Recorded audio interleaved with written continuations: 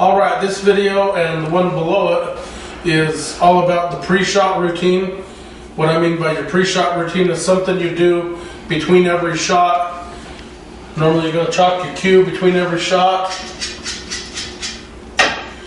You're going to line up. You're going to have your shot like this. Maybe your cue ball's like this. You're going to line up. You're going to take a look.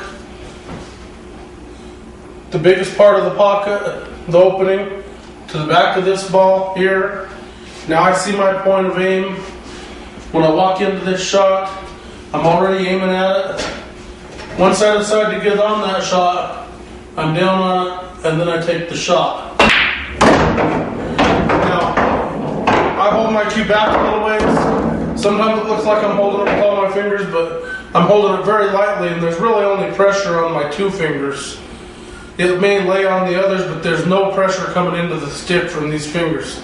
It's only my two. I hold it back a little bit farther. Some people like it up farther this way. I think you lose some of your stroke if you're too far forward.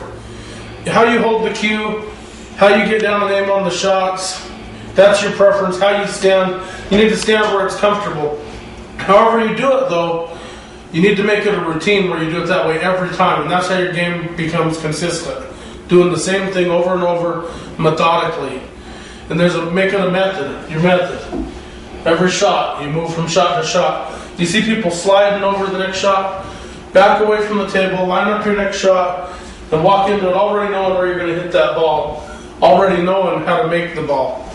And that's going to help you dramatically. It's going to increase your stroke capabilities, your confidence, everything's going to change when you learn how to take and address the pre-shot routine.